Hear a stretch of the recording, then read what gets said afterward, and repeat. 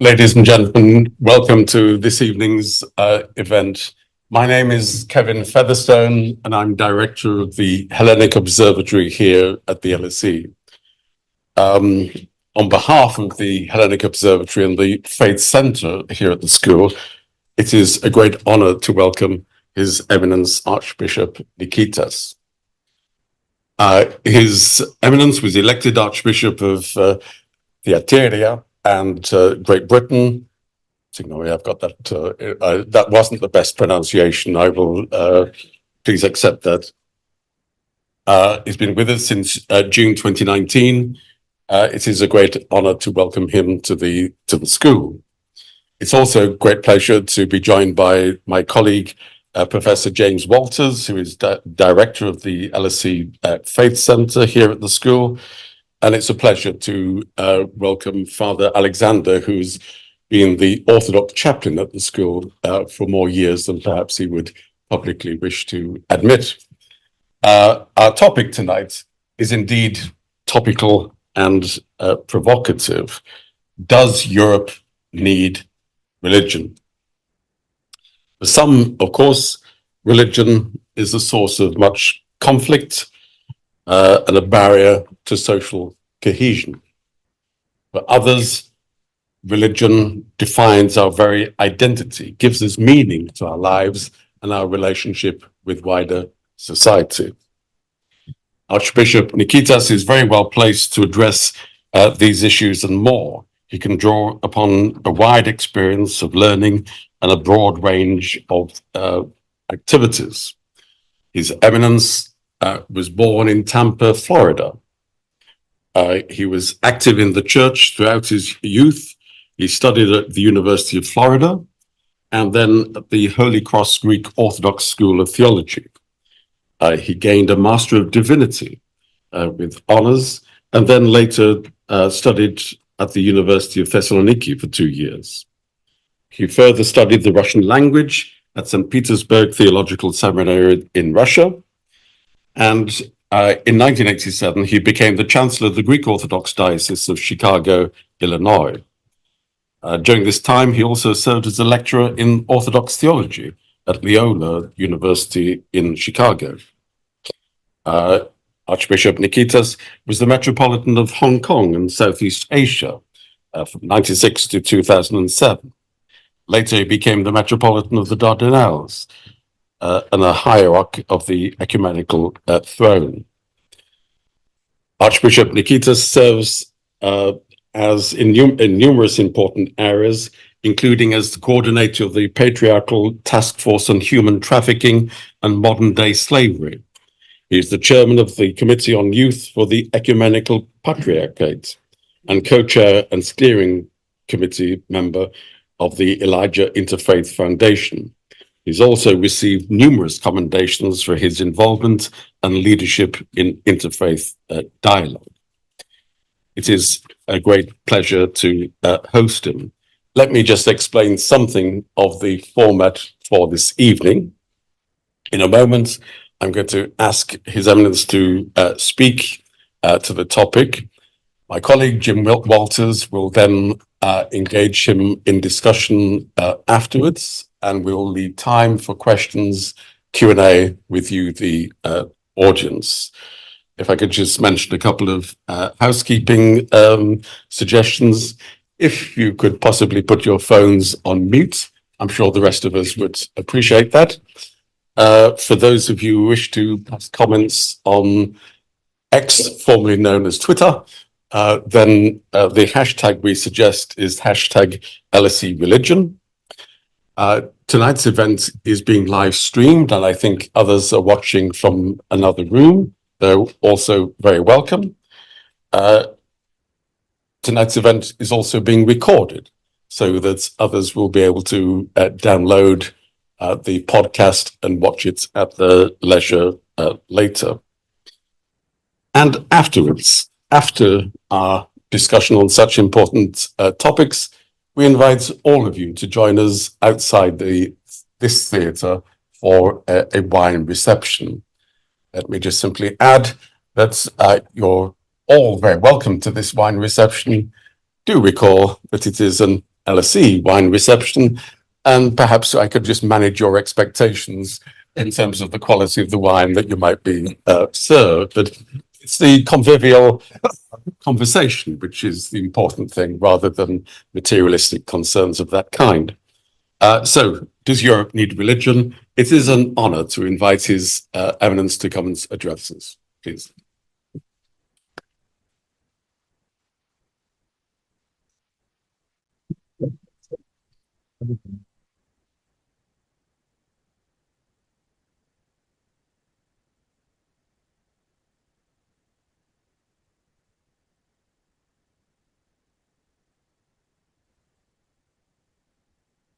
Thank you very much. And let me start by thanking LSE and thanking the Faith Center and the Hellenic Observatory for the gracious invitation to be here with you. I'm not sure how many of you are Orthodox here this evening, but I will do my best to use terms which are understood by all. I apologize for the American accent, but when you're born with some things, you have to use them to your advantage. It is indeed a pleasure and a blessing for me to be here with you and to share some thoughts with you on the subject, does Europe need religion? You must remember that I'm speaking to you as a clergyman. And of course, what else would a clergyman speak about but religious topics? But I'm speaking to you more specifically as an Orthodox clergyman. Eastern Orthodox, that is. Sometimes we say we're Orthodox. Someone will say, oh, you're Jewish. Not exactly so. But I'm a Greek Orthodox clergyman, born in the United States, and my comments, my thoughts, my statements are what I believe, what I feel, and what I wish to share with you. They're not comments of judgment, but I see the world through the eyes of my own faith, and I wish to share that with you this evening. And while we may be of different faith traditions, some of you may even be atheists. I'm sure we share many of the same concerns in life, because after all, this world belongs to all of us. And one of our goals as human beings is to leave the world a better place than we found it when we were born. Unfortunately, that doesn't seem to be reality. The world seems to be going down the tube, if I might use that expression, as we see the problems, the wars, and the other issues which challenge our societies. But I'm here to share my concerns with you in some ways, so that I can also correct some misconceptions. I used to teach as well. I taught theology. And I always told my students, be sure you know what the church teaches and not what you think it teaches. That's one of the great problems today. People think they know what a church, a tradition, a faith believes and or teaches, and yet there are many times misconceptions. In order for us to get to our goal, to answer the question, does Europe need religion? We need to understand true religion, because there are many examples of very bad religion, and religion which is not true, but we'll get that later. We need to examine the past so we might move into the present and hopefully move into the future. And you who are of a younger generation or two, hopefully will gain some wisdom and see the world and faith and religion and even our societies in a different way. Religion in the past is that which offered law. It offered stability. Religion offered order for the world, especially here in Europe. All you have to do is open the scriptures, the Hebrew scriptures. For in the beginning, when God created the world, there was chaos. And God brought chaos into order. And from that point, there were directives to put order into the world and into society, public order. And that is not to say that there weren't abuses along the line. There were many abuses, and there continue to be abuses today. However, we're not going to focus on the abuses, because the faith tradition, religion aims at teaching the truth and what is good. All we have to do is open the scriptures and look at the commandments. The commandments which were given to us so that we might live as human beings and we might live in peace and in tranquility, one person with the other, not to steal, not to covet. Ideologies, philosophies, which try to keep society, not in a bad way by restriction, but in a good way so society could move on one generation after another. Of course, in time, especially in Europe, Christian ideals and values came along. Because while Christianity has its origin in the Middle East, we know that it moved especially into the European continent. Even though we must also remember that Northern Africa was once an area of Christian. And also India. Tradition tells us that the Apostle Thomas went there and preached and spoke. But Christianity began to change society in ways that you might never have thought of. Have you ever heard of the law of Yaroslav in 1016 or so? And one of the issues found there is that capital punishment was abolished over 1,000 years ago. Unfortunately, there where it was abolished, it has now returned. Unfortunately, our societies throughout the world, at least some of them, choose to allow for capital punishment, even though we're supposed to be a just and civil world and civil societies. But Christianity offered different values. It offered ideals, and Christianity offered something else: hope, always for a better tomorrow. And that came into Europe and European society. But Christianity did things also on a practical level. When we're sick, we go to the hospital. The dying go to hospice. Those who are hungry go to food banks and other institutions. Those are products of Christianity and the churches. All you have to do is read the works of Saint Basil the Great and his contemporaries. Some of you might say, and who is that? My answer to you is go explore it this evening or tomorrow.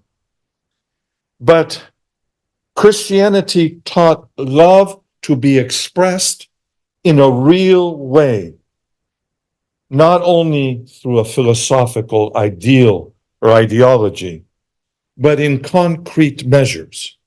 And that was because there was the basic principle of love. Saint Agathon says, your love should be so great that you should find a leper and take on his body. Can you imagine doing such a thing? But we thank God that leprosy is disappearing on the face of the world. But Christianity also provided inspiration, and it taught us about justice and a just society. Being an American, I would certainly have to comment on the civil rights movement. And that came out of the churches and religious leaders, because it is often religious leaders who look to society and what is necessary to make the world better. True religious leaders are not afraid to challenge society and to challenge the world and political leaders. But Christianity also did something else on the European continent. It inspired art. If you've ever been to Rome, certainly you've seen the Sistine Chapel. And you've seen the works of Botticelli. You've seen the works of Titian. Or maybe you've been to Greece and you've gone to the Acropolis and you've seen the Parthenon. You know, that place where some of the marble pieces are missing. That's not a political statement. It's just a true statement. But you've seen these works and others, and they were inspired by Christianity and religious leaders. You've seen the works of Da Vinci, and not the Da Vinci Code and other stupidities, but the real works that were produced to make and gladden the heart and fulfill it. Certainly, you've read Geoffrey Chaucer, haven't you? And you've read the prologue to the Canterbury Tales. And Geoffrey Chaucer says, "So pricketh him natur in her courages, the longen folk to go on pilgrimages." People used to go on pilgrimages. So religion actually inspired religious tourism. People went from one place to another, and there became an exchange of language, ideals, personalities, philosophies, thoughts.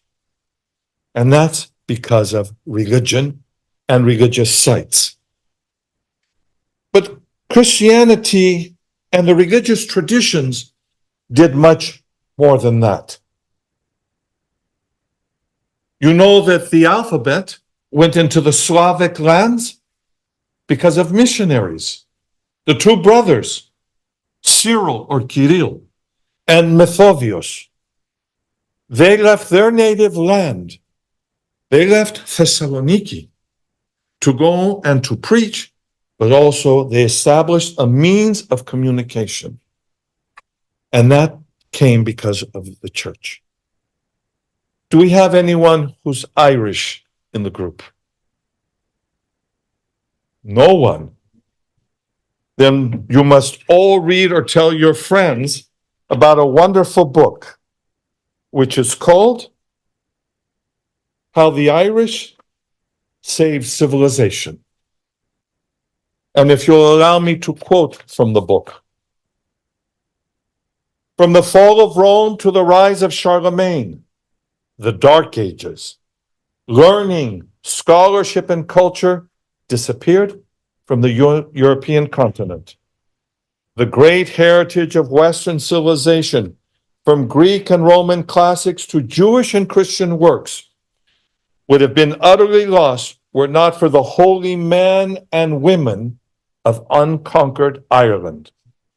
In this delightful and illuminating book into a crucial but little-known hinge of history, Thomas Cahill takes us to the island of saints and scholars, the island of St. Patrick and the Book of Kells. Here, far from the barbarian spoliation of the continent, monks and scholars laboriously, lovingly, even painfully preserved the West written treasury. With the return of stability in Europe, these Irish scholars were instrumental in spreading learning. So you see that religious people preserved not only literature, but culture the classics, theology, philosophy, mathematics, and so much more. These people preserved what we have today. And through their efforts and the efforts of others, especially in the religious orders, we now have what we call universities. You who study here and those who studied in universities owe your education to the monastic and religious orders. But religion did other things. It helped educate people, and religion taught people about language. Certainly, you know the great archetypes of literature. Many of them come from the scriptures. All you have to do is read the books, The Grapes of Wrath. There's so many other books that contain these archetypes which come from religious traditions. You know, even grammar and the various expressions in it were taught by knowing the Bible. Because certainly, you know, the best example of parallelism. I'm sure you know it, but I'll remind you of it. It happens to be found in the book of Ruth. And there we hear the following words: where you go, I will go. Where you lodge, I will lodge. Your people shall be my people. Your God, my God. Parallelism was learned because of the scriptures. And we today have inherited all of these great things because of our love, not only for scripture, but also for religion. Those are issues of the past. And we come to the present. And I must be honest and say, it's a bit disappointing, disheartening in some ways, to look at the present. Because people study computer science, mathematics, engineering. The humanities have become not only second, but maybe third on the list. Even language. We've forgotten those things, so necessary and so beautiful, so we might have a fulfilled life. But we are the inheritors of these great traditions. And religious people and religious societies back then, 1,000 years ago or even more, were much different than the Europe that we know today and experience. Their experiences were originally pagan against pagan, idolaters, maybe Jewish or something else, but eventually with the spread of Christianity, we see that societies are changed, especially as religious communities begin to grow. Statistics tell us that the demographics have changed. Just think what this country was 500 years ago, and look at it now. Diverse, a place of languages, a place of cultures, even a place of different cuisines. And that comes because of our travel and our changes. Europe, though, these days is facing some very serious challenges. And we see those challenges being magnified in many ways. Unfortunately, some of those challenges, those problems, have to do with religion and the misunderstanding of religion. The rise of fanaticism and poor leadership. But Europe today is not a Christian society. It is a multitude of societies. It is Christian and Jewish. It's Muslim and Buddhist. It's atheist. It's agnostic. And so much more.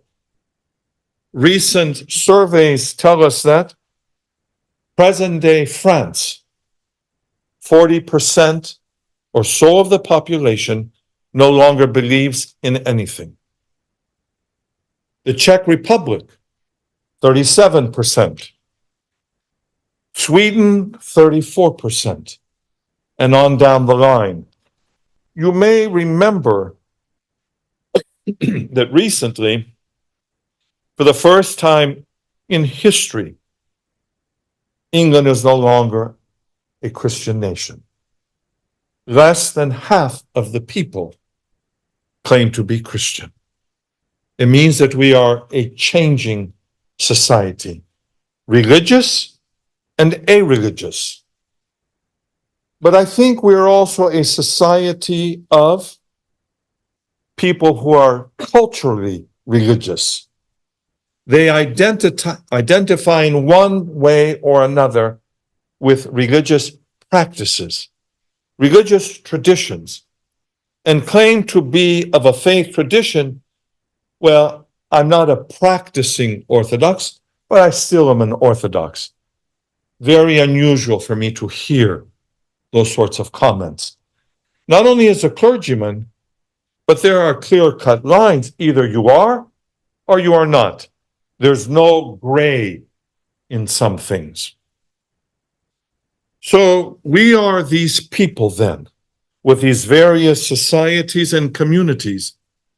And together, through our religion and religious experiences, we want to build a just society and a true society that teaches true religion. We are people who share visions. We are people who share ideals and philosophies.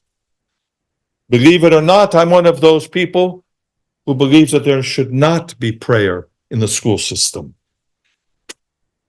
The school teaches you mathematics, a language, grammar, perhaps arithmetic or something else. Your parents and your religious tradition teach you to pray. Because we're not going to pray to an unknown God or some mystical figure. We at least believe we know our God, and we address our prayers to God in a very personal manner. It is a time when we as community leaders, religious leaders, and leaders of religious societies are yearning for peace. Doesn't every major religious group in the world say we promote peace? Peace amongst all people?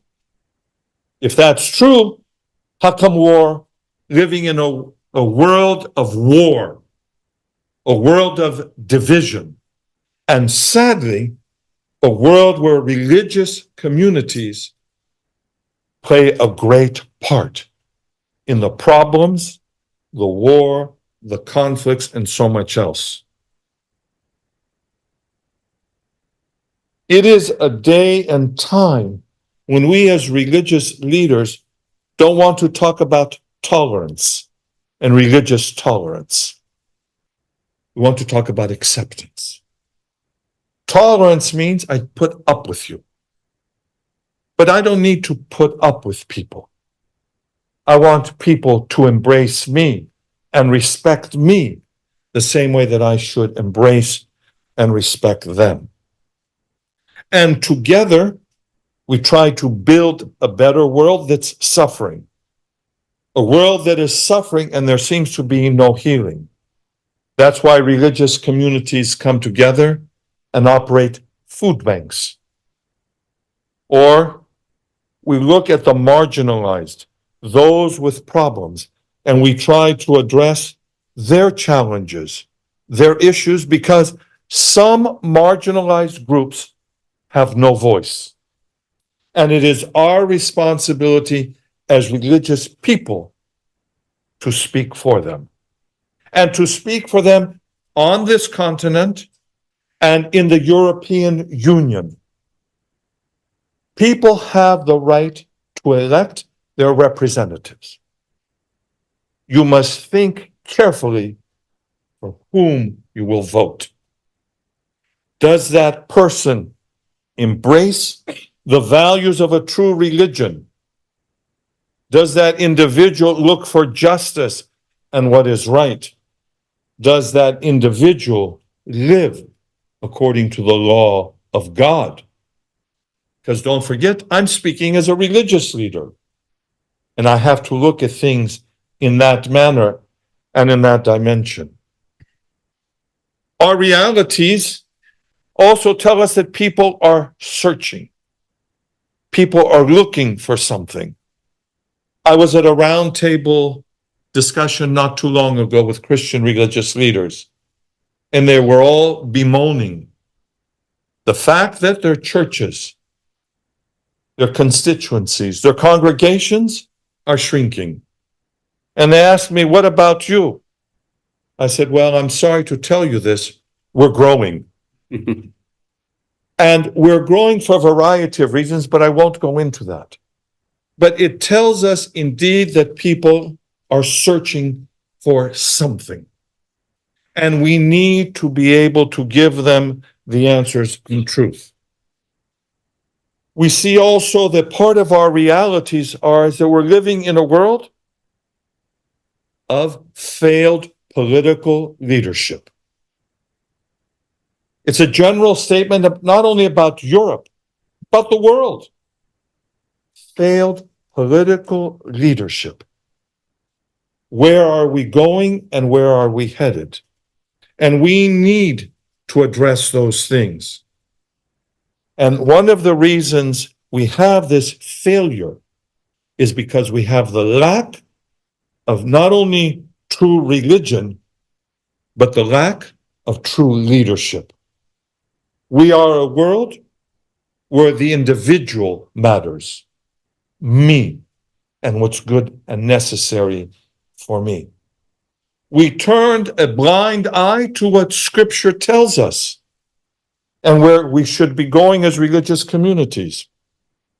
We failed to hear the words of the prophet Isaiah that the UN knows about, but doesn't put into practice. And they shall bend their swords into plowshares, and their spears into pruning hooks. Nation shall not lift up sword against nation, neither shall they learn war anymore. And yet I ask you to look at the budgets of all the great nations of the world, where their money is, where the finances are. And then look at how much is given to alleviate poverty, to promote stability, to fight hunger, injustice, modern day slavery.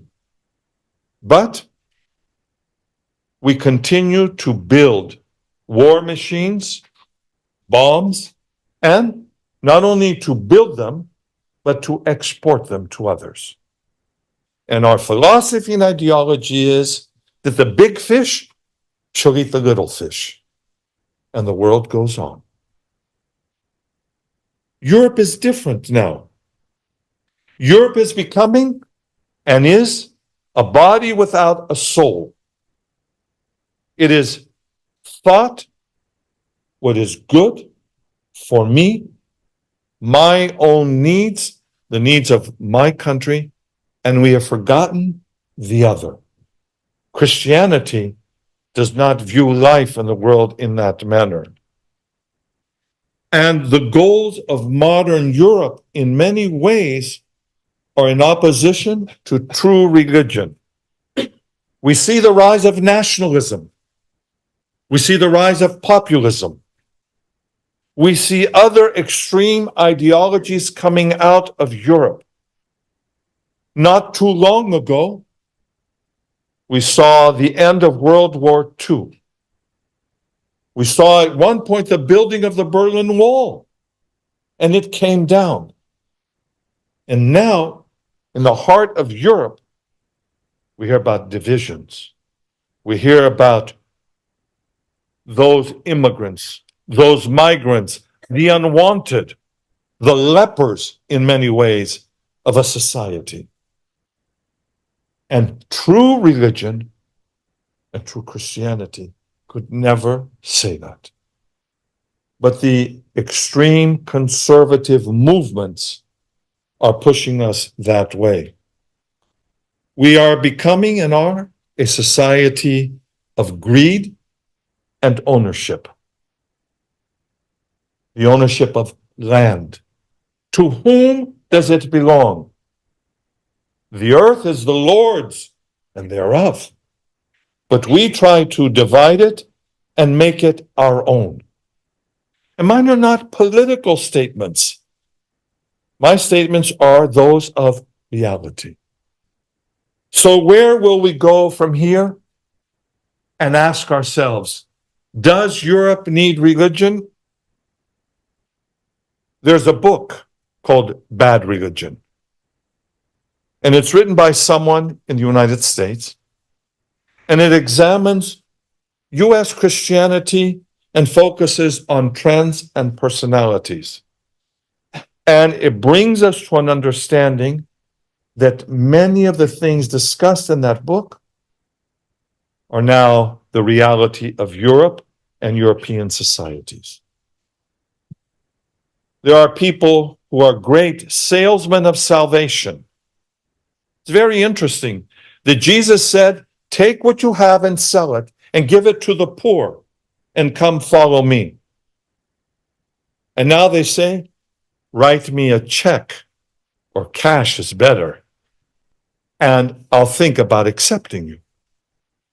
And we become part of these cult-like movements because we follow these salesmen of salvation. And their bad religion is a distortion, not only of Christian truth, about the basic principles of life. It's filled with abuses. And individuals and personalities are parallel United States to what we're now seeing in Europe.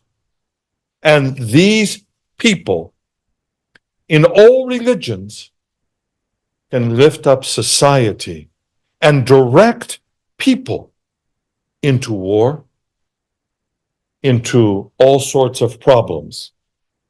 True religion, though, offers hope, especially in the Christian understanding. Hope for change, hope for new leadership, hope for answers to our problems. And you ask yourself, if Europe needs religion, it does because it will give hope. And it will give life to a lifeless body. And it will help us to return to some values. Now we speak of individualism. What happened to the family? It's disappearing. The value of human life. Look at the migrants who are coming here and drowning, and we sit by. Think of the Roma, who have no country, no one to speak for them. And we can all make accusations about all sorts of groups, but we should really look at life in a different way. We need to stop wars and oppression, but we can only do that by a renewed spirit. And as we're in a university setting, in an educational setting, we need to educate people and force them to read again, not only this, but to teach them to read the classics of the centuries, so they learn about truth. We need to learn, as religious leaders, how we're going to deal with AI and how that will distort our directions and our values and where we're going. And we need to dispel ignorance, because we're also in the time of ignorance. When we hear of Islamophobia, Romophobia, and religion, when it is true, will dispel superstitions and ignorance and teach people the truth. What we need to do is look at the whole human being and deal with that person's emotional issues, challenges, they're in their thoughts. We need to move the negatives and bring in the positives. Remove hatred, anger, rage, guilt, envy, greed, and so much more. and bring in love, peace, forgiveness, and whatever is true in the mind of God and in the hearts of men. What we need to do is balance everything in life. Our relationships with God, with others, and even with ourselves. That's why Europe needs religion. Without religion, we will continue on the dangerous path that we're walking. Religion builds community. It builds fellowship, social bonding. You become part of a group. You have a friend. After all, what a friend we have in Jesus, if you've ever heard the hymn. I'm from the South, and we know those hymns and those spirituals. But even our Orthodox hymnology says, acquire Christ as your friend. And if he is your friend, and you become one with him, you see the world through his eyes, and his mercy and his love. And if Europe can do that, then it's achieved the goal. By embracing true religion and answering that very question, does Europe need religion? Absolutely. Because without religion, Europe is dead. Thank you very much.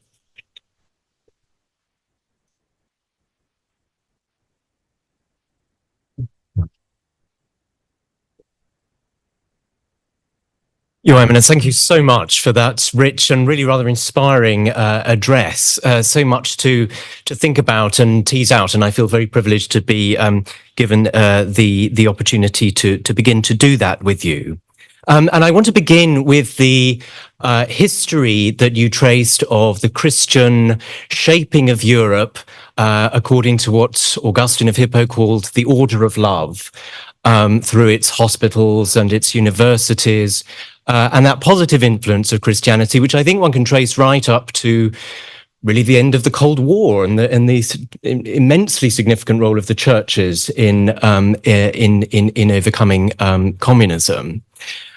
And I'm curious about, and I wonder to what you attribute the embarrassment that Europe then seemed to experience in relation to that past, a sort of wanting to distance itself from the significance of Christianity. And I think this sort of reached a peak when the preface to the European Constitution was being drafted, and the French were very adamant that there should be no mention of God. And I remember reading an editorial at the time which said that it was as if no one of significance lived between Marcus Aurelius and Voltaire. This kind of erasure of Christendom as part of our history. So I wondered to what you attribute that, and also do you see that changing? And I think of the coronation of King Charles, at which you were present. I feel a couple of decades ago, people were saying, well, the next coronation can't possibly be a Christian liturgy in the way that it was in the past, and yet it was, and it moved people, and it seemed to make sense for people. And you also alluded to growth within your churches, and I wonder, so whether you see a turning tide? I think gave me a variety of issues to address. Let's look at the first one. I think one of it has to do with ignorance. Yes. Absolute ignorance. People don't know the history of Europe in a real way. That's number one. Number two is that in this idea of being modern and even a post-religious society, we want to distance ourselves from some of these things because we believe that they are old-fashioned. And we don't want our children to grow up with this. But it's quite ironic, while there's that one part in society, we have the rise of monasticism, the rise of religious institutions, not only Christian and non-Christian as well. But of course, we're focusing on Christianity. The other thing is, if we look at the first millennium of Christianity, there was just Christianity. The second millennium is that time of division and the naming. Roman Catholic, Eastern Orthodox, eventually Anglicans, Protestants, on down the line. Today to the evangelicals. and we distance ourselves from one another. We're now in the age where Christians are finally not only speaking to each other, but we're working together. And we're trying to learn from one another. We're trying to see and understand that we have things in common and much more in common than we have in our differences. Here in the UK, or in England, I'm very happy that we have this religious cooperation. Not only amongst Christians, but of course other faith traditions as well, but mainly amongst Christians. And we turned to one another to try to learn what the problems may have been, what the solutions might be. And I think that's coming, if you want, might say, a development and a growth that's happening within the ecumenical movement and spirit, which is critical for us. I don't know if I've answered in some way. And I suppose you also talked about true religion and bad religion, and you acknowledged the presence of bad religion in our own past, that we want to be positive about the Christian heritage of Europe, but that it has its dark side as well. And I'm aware that you're a president of the Council for Christians and Jews. Yes. And I was very heartened to hear that, because I do think that our history of anti-Semitism in the church has been one of our darkest legacies, and the Council for Christians and Jews has been very significant in redressing that since the Holocaust and all that we've learned. So I wonder what role you see for Christians playing in healing the divisions, the interreligious divisions of the past, and therefore contributing to this cohesive, religiously plural Europe, which we now inhabit. I think it also goes back to the situation or the idea of education and getting to know your neighbor and overcoming prejudice, a blind prejudice, if I might say, which is so often just so sad. But the idea of fanaticism and how it's directed, and we try to blame people for our own faults, our own shortcomings, our problems. Why should one segment of society move forward? Why should we stay behind? Why should they have land and we don't? You know, see, these issues for land and other things are a problem in all parts of the world, wherever there seems to be strife and war and other things. It's all part of our misunderstandings about the other without even knowing the other. And, you know, we live in a time where not only Christians and Jews work together, but Christians amongst themselves. Now, we have to look at the reality of Christian history. We have the famous term in Christianity of heretics. So it was wonderful to call one another heretics. And of course, those things still happen and go on. But we're looking at the trends, the realities, the issues, the challenges as they really happened and why, and putting them into a different context. I also serve as the president of the Conference of European Churches, which brings me into dialogue with many other people from religious and Christian traditions, which are not my own.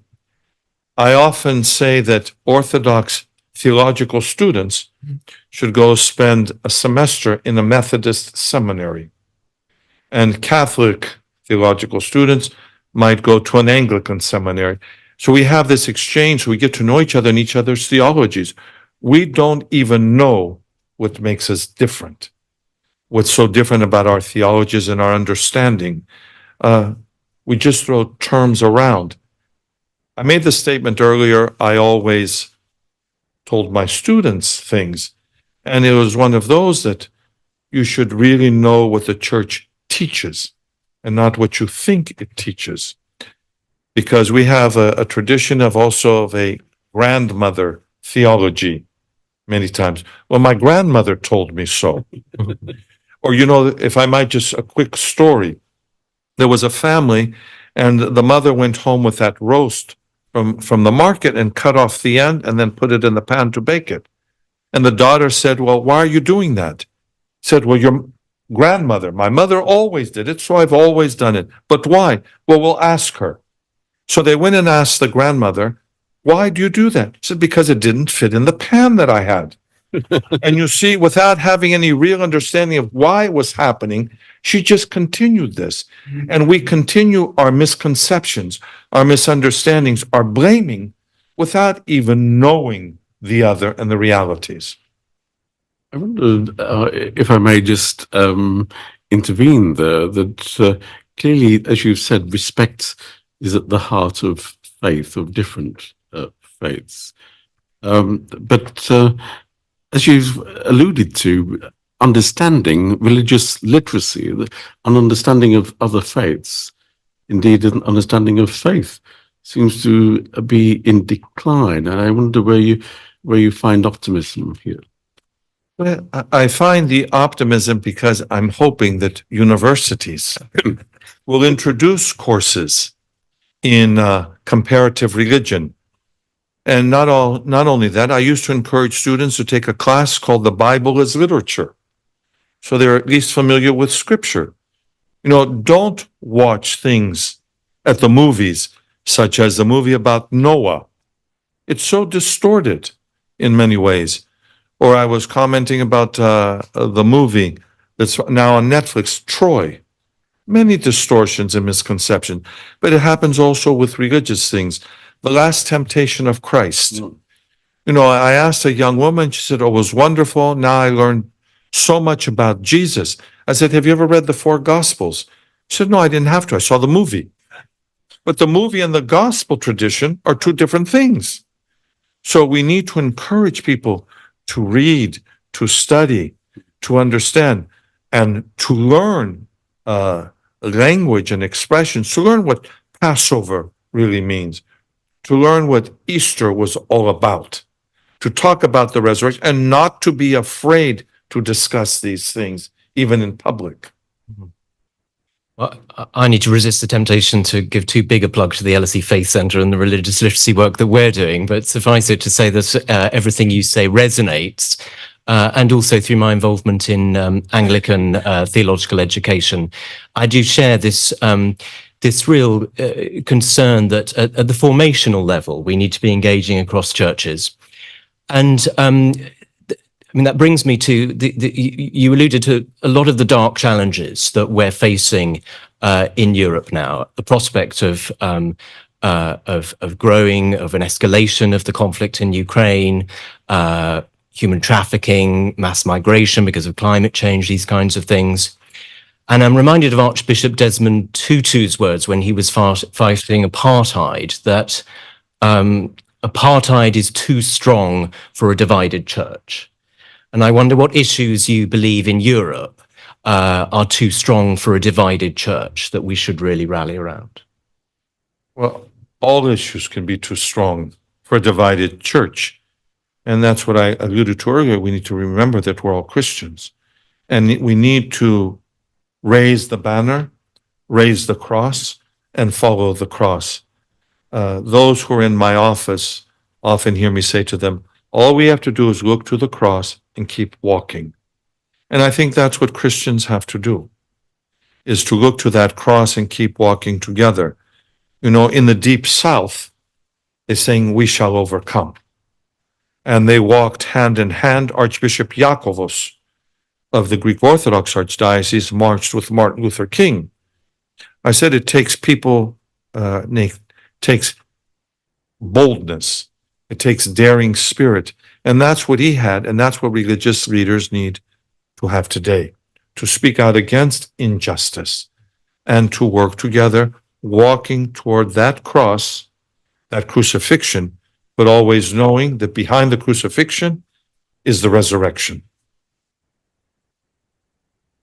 You speak very beautifully of raising the cross and that leading to a solidarity with the marginalized. You spoke of the voiceless. But we must be aware that when others speak of raising the cross, they perhaps think of Constantine in this Sign Conquer, and they resurrect fantasies of more ecclesial power. And we see all around the world the dangers of religious nationalism today, across the religions, actually. and of course, including among our brothers and sisters in Russia, where the close association of church and state is not good. So how do we resist that, the temptations of religious nationalism? That goes back to education. I'm personally, of course, against national churches. You know, societies and people are free.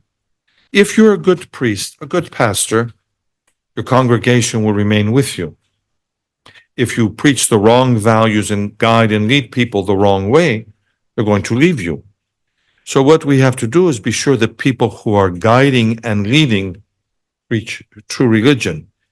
It's a very sad situation in our world when religious leaders promote war, they bless weapons.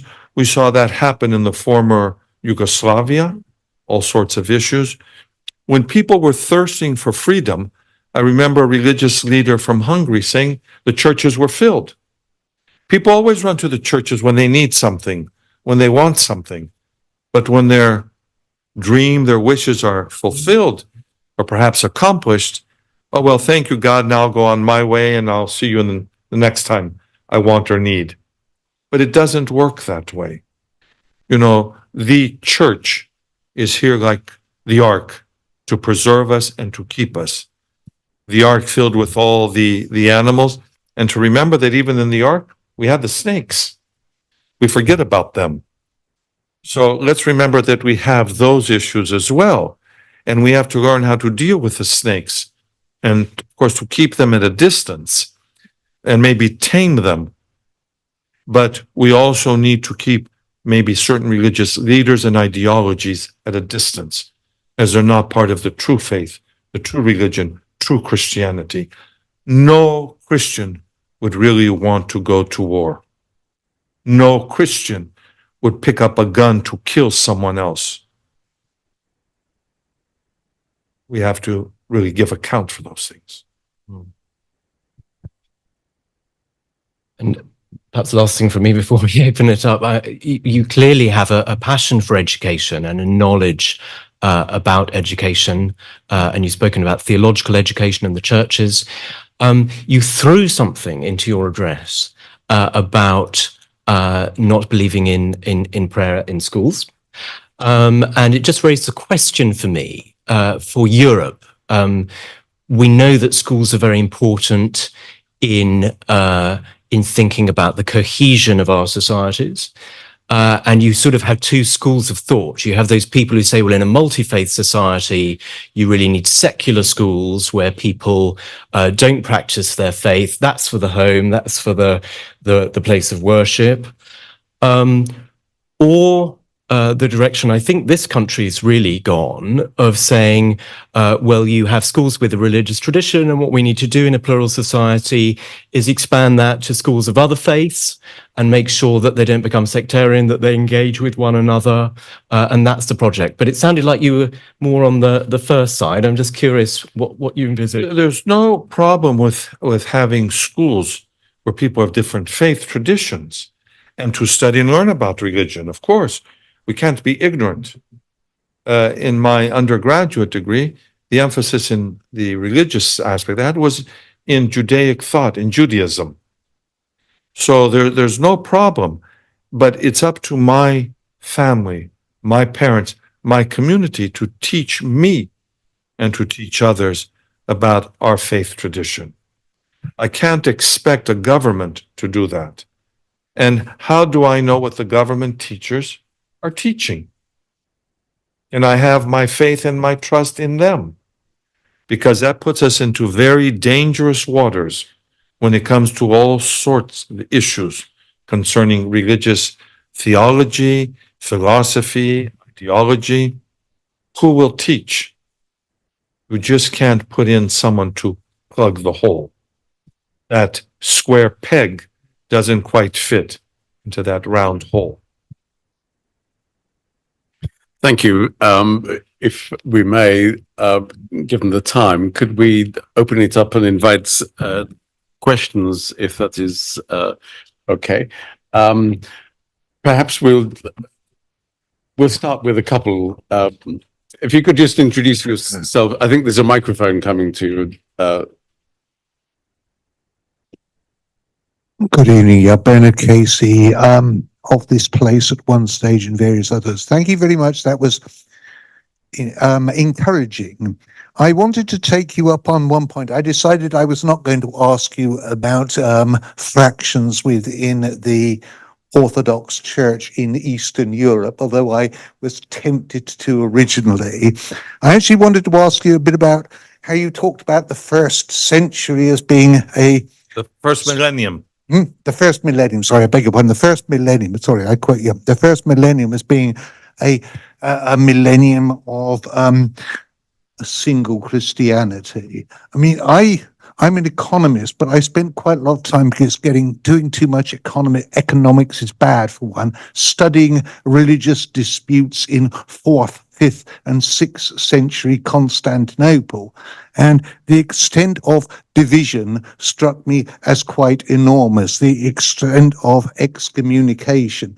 One of the things that I had as a president of a college which I studied in Oxford, he was a medieval church historian, and he thought the world had been going downhill since about the 13th century. Medieval church historian he was.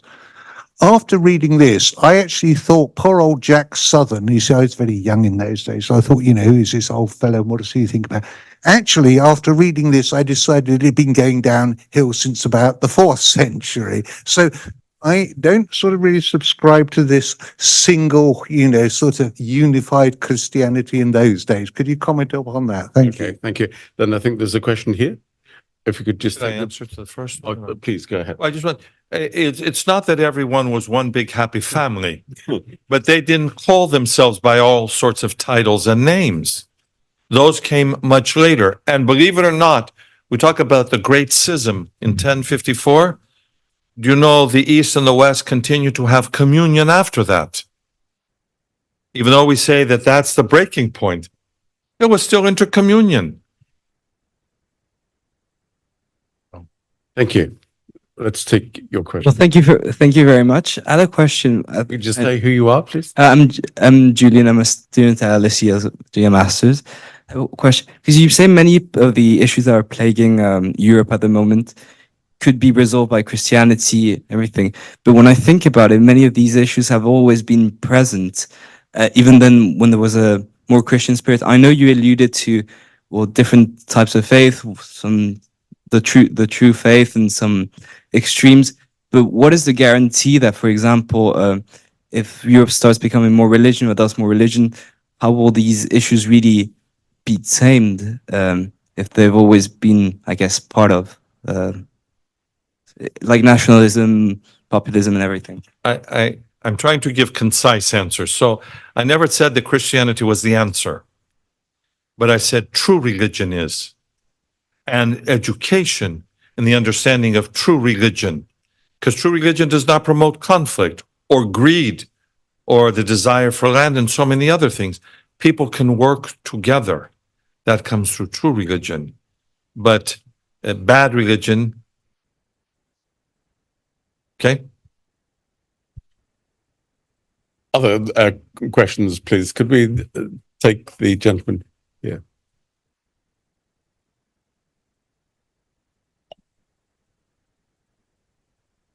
Hi there. Hugh from the LSE. I'm a master's student here. Thank you very much for your speech today, Archbishop. You've spoken of true religion, and I wonder how you may frame that with regards to secular pursuits for meaning. Secular Pursuits for meaning in ourselves or in community. We can take examples like social justice, environmental justice. How would you frame them with the idea of true religion? I don't believe in the terms social justice, because the justice of society is not always the justice of God and the justice of the church. But I believe that justice comes out of the church. And there's no reason to characterize justice, because if it's true justice, it will really be not only true, but necessary. In the same way, in many theological societies and schools, people speak of liberation theology, right? Theology, feminist theology, and on down the line. For me in the church, there's no need for any of that. Theology is theology. Why do we have to break it up into little packages? And the only liberation is the liberation from sin. You have to look at it in a different light and context. So we see things maybe a little bit differently, in a different light and manner. Are you a theological student? Yeah. Not in the least, economic history. Oh, okay. I've done research in religion at another university. Thank you. Other questions? I'm sorry, could we take the gentleman right at the back? Yes, you, sir. Yes. If you wait for the microphone. Thank you. Good evening, Your Grace. My name is Tobias. I'm a master's degree student at the Cape. If you could perhaps put the microphone close to your mouth. Oh, I'm so sorry. My name is Tobias. I'm a student at King's College London, a master's degree in religious studies, and I have long been particularly interested in the points of unity between the Latin and Greek traditions of the Church, and over the past 100 or so years, we have seen an increased interest in aspects of orthodoxy within the West, thanks to the work of figures such as Andrew Luth and the late Callistus Ware of blessed memory. In what ways would you say, Your Grace, is orthodoxy changing in the West? Is perhaps the Orthodox tradition adopting aspects of the Latin Church, or otherwise?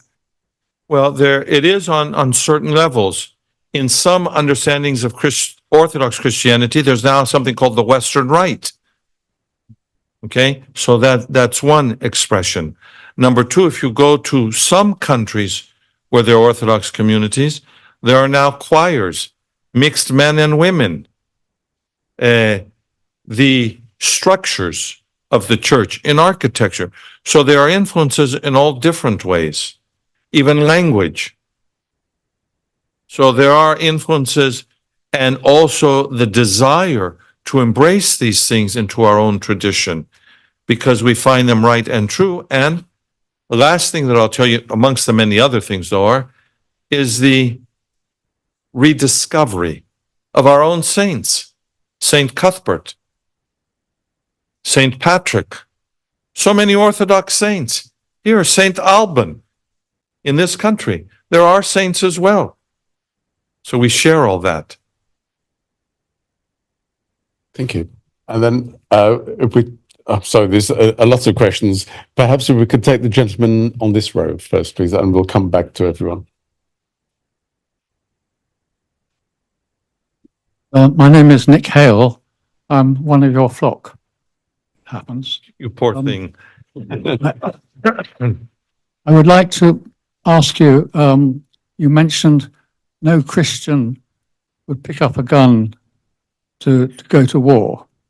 No, I didn't say to go to war. Would I said to kill someone, to kill someone. as if murder and things like that.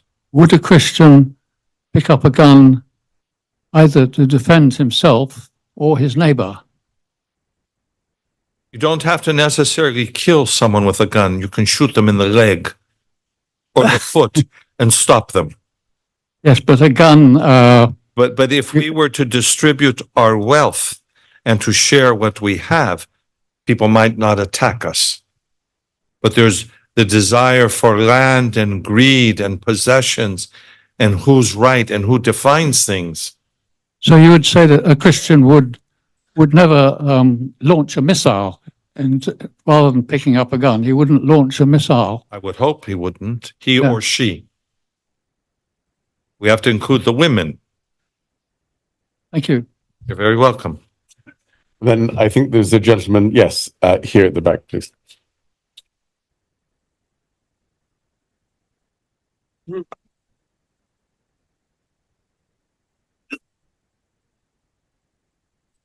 Thank you very much. My name is Thyateira Koumas.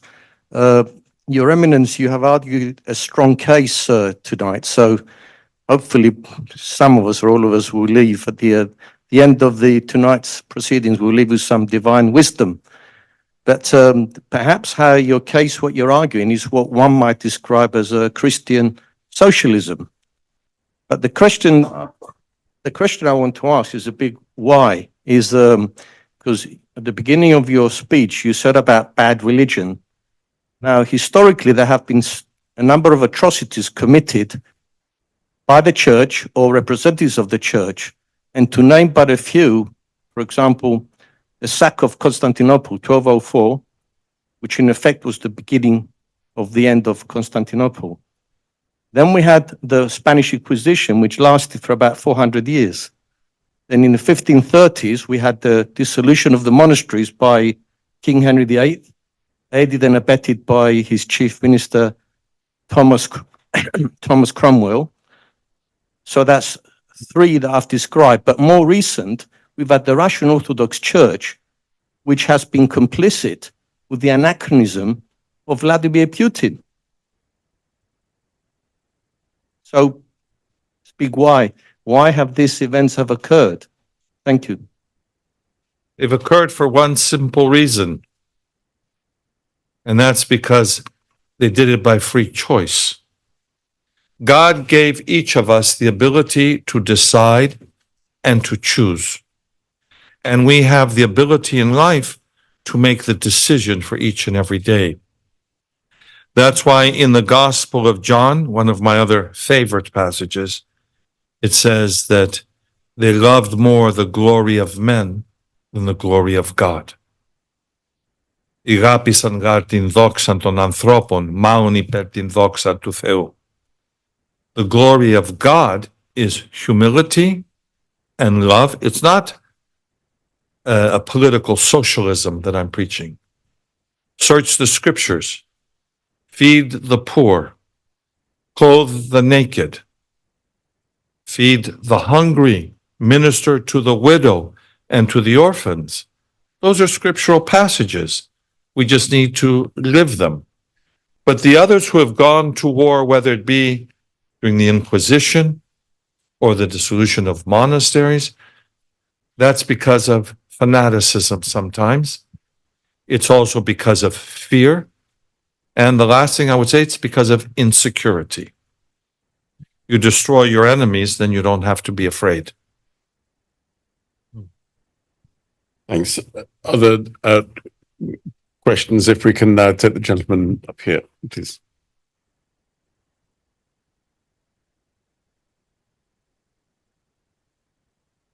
Good evening. My name is Dimitris, and I'm here because I was told that you are a very good speaker. So I came to see myself, and it is true.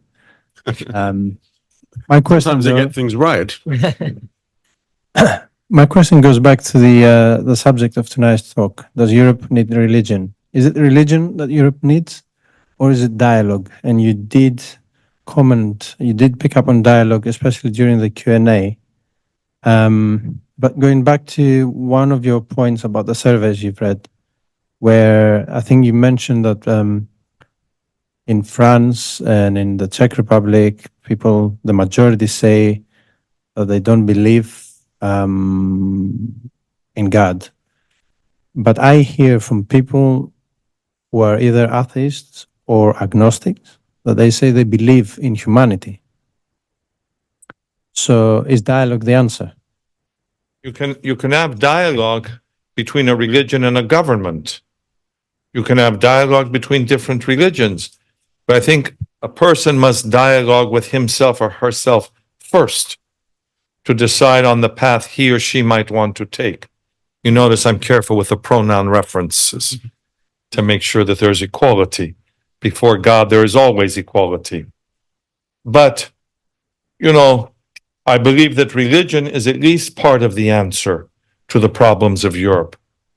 And if we address the real issues and we have good leadership, we can lead people into a better world and a better society.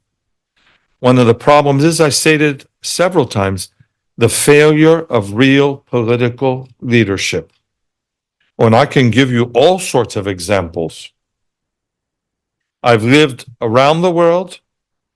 I've lived in several countries and studied in several. and I can tell you about failed political leadership. What we need is to have good leaders to guide the flock. And if the leadership is good and true, you will walk on a sure path. Scripture says, go neither to the right nor to the left, but walk on the King's highway, the King's path, the path of Christ, at least for Christians. And if we walk that path, then we're assured we're walking the right way. The problem is people go to the right and to the left, not politically, with all sorts of ideologies, all sorts of things that pull us. You know, if you look at the Orthodox icon of the ladder of divine ascent, you see all the demons pulling us down. And that's what's happening in our society. The demons are pulling us down. And what are some of these demons?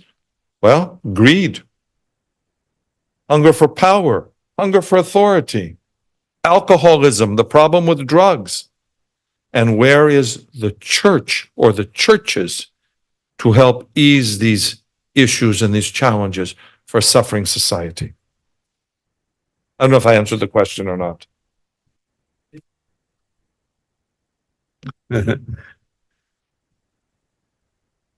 Please, certainly here. So we had a lady finally. I love the reference to demons, Your Eminence. I'm thinking of the paradox that Schumann, one of the founders of the European Union, is a candidate at the moment for canonization. And yet when Pope Benedict, Joseph Ratzinger, asked the European Commission for a mention of Christianity in the prologue to the Constitution, it was absolutely refused. Whereas this week, France is about to introduce into its constitution the right to abortion in the French Constitution. So we've got some very strange things going on here. I hope you'll forgive me, but I think in the United Kingdom, it's very difficult for us to grasp that militant laïcité in the Commission is the fruit of Freemasonry in France, Spain, Italy, and Portugal. Now, LSE here is 10 yards from Masonic headquarters in Great Queen Street. British Freemasonry starts in Edinburgh in 1737, has never, ever been anti-religion. It couldn't be because the king has always been a Freemason until Charles, the first one to refuse. But George VI, George V, were all Freemasons. So when the king is supreme governor of the Church of England and a Freemason, it's quite clear that Freemasonry can never be anti-clerical. France, Spain, Italy, and Portugal, Greece, sadly, I know nothing about, but in the countries I do know, France, Spain, Italy, and Portugal, Freemasonry is militantly anti-Christian, viciously anti-Christian, and I believe we're paying the price. Those of us who voted no in the referendum to get out of the European Union were not voting because of the European Union. We were voting to show our rejection of atheist Freemasonry in the European Commission. And coming back to your snakes on the ark, I hope you find a way of taming them. Well, you didn't have a question, but I'll make one comment. And that is, about 2 weeks ago, other religious leaders and I were invited to the European Commission to speak about the influence and the purpose of religion in European society. So we were allowed to make a statement and a presentation. And as you see, I'm quite clear with what I want to say. Thank you. Your Eminence, I wonder if we could pick up on the issue which is so topical in Greece today. In fact, this week.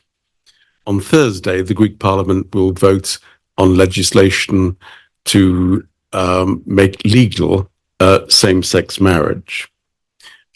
many, I imagine, many Orthodox Christians in Greece will feel that this is a just and fair development. Majority will not, but some genuine believers, those who feel that they have a true religion, will feel that this is a necessary change.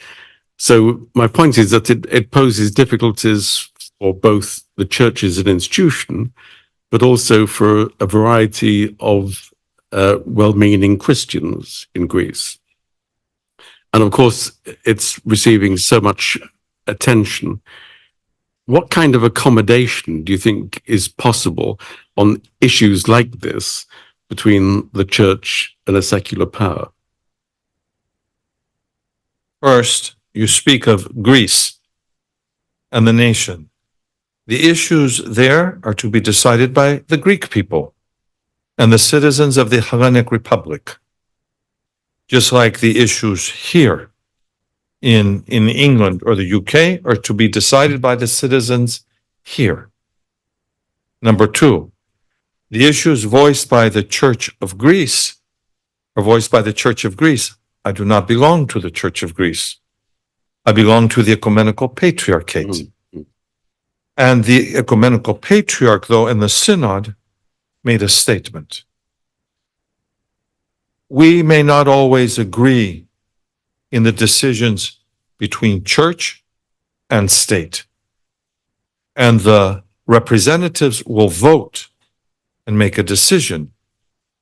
It will not satisfy or dissatisfy everyone, but they must make or have a vote and make a decision. But there have been situations in the past and in contemporary society where the church and civil leadership do not agree. The issue of abortion. What happens to the rights of the unborn child? We speak of the rights of the mother.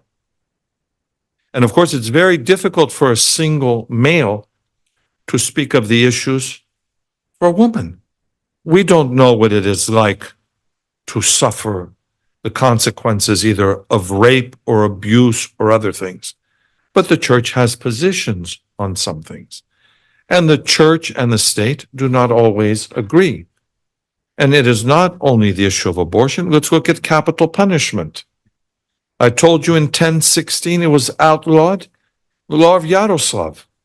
But look at Russia today.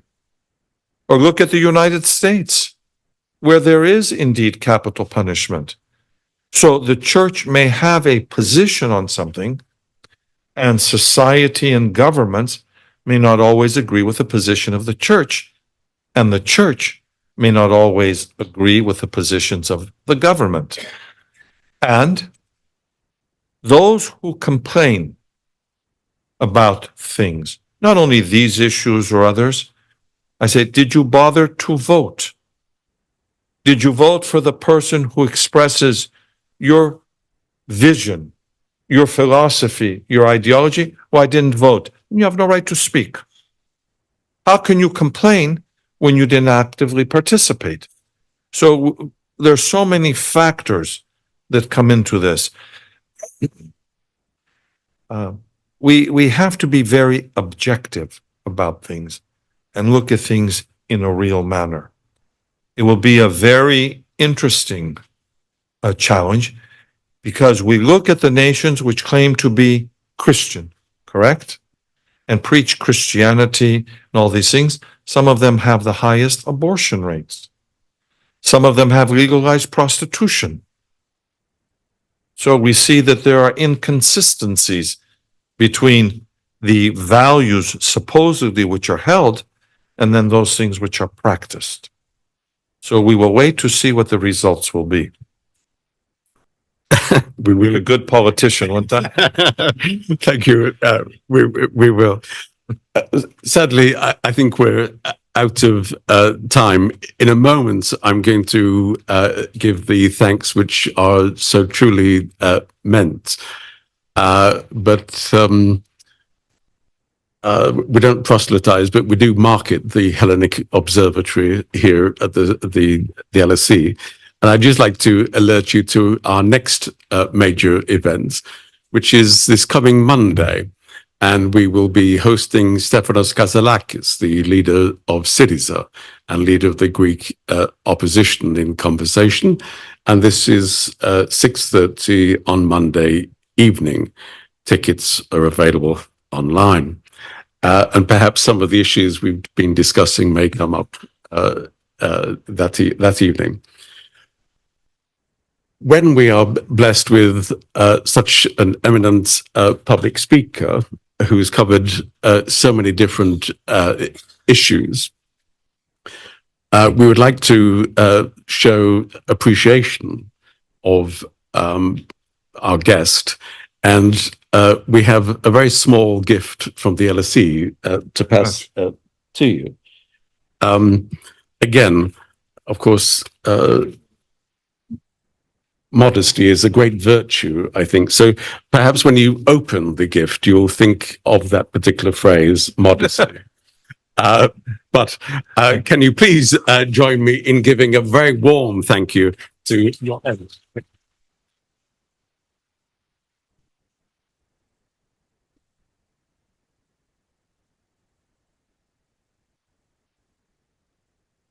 Thank you to my colleague, James Walters from the Faith Centre. And it's a great opportunity now for us to move just outside this lecture theatre for the wine reception. Thank you.